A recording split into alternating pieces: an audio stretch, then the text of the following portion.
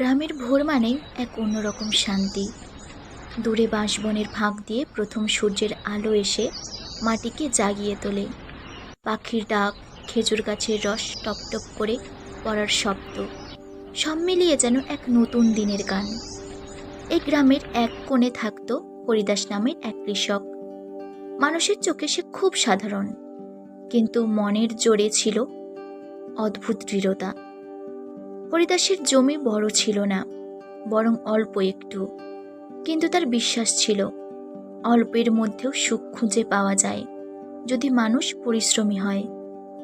গ্রামের অনেকে হরিদাসকে নিয়ে ঠাট্টা করত, বলতো, এত কষ্ট করে ফসল ফলিয়ে কি হবে? বাজারের দামের টানাটানি, ঘরে সুখ নেই। কিন্তু হরিদাস কখনো হতাশ হতো না। সে বলতো, ফসল শুধু পেটের জন্য নয়, মনেরও খোরাক। আমি যতদিন বাঁচব ততদিন মাটিকে ছেড়ে যাব না। একবার বড় দুঃসময় এলো গ্রামে। সেই বছর ঝড়ে অনেক ক্ষেত নষ্ট হলো। অনেকেই ভাবল আর কৃষিকাজে লাভ নেই। কেউ গিয়ে দিনমজুর হলো, কেউ শহরে চলে গেল। কিন্তু হরিদাস তখনও মাটির সঙ্গে লড়াই করছিল। ঝড়ে ধান ভেসে গেলেও সে নিরাশ হলো না। আবার নতুন করে বীজ বুনল। বাকি জমিটুকুতে শাকসবজি লাগালো, গরুর যত্ন নিল, দুধ বিক্রি করে সংসার চালালো। ধীরে ধীরে সে নিজের চেষ্টায় ঘরটিকে আবার ভরিয়ে তুলল। গ্রামের ছেলেমেয়েরা তাকে দেখে অবাক হলো। তারা বুঝতে পারল বিপদ মানেই শেষ নয়, নতুন করে শুরু করার সুযোগ। একদিন গ্রামের প্রাথমিক বিদ্যালয়ের শিক্ষক এলেন হরিদাসের কথা বলতে। তিনি বললেন, বাচ্চারা, তোমরা জানো হরিদাস কেমন মানুষ?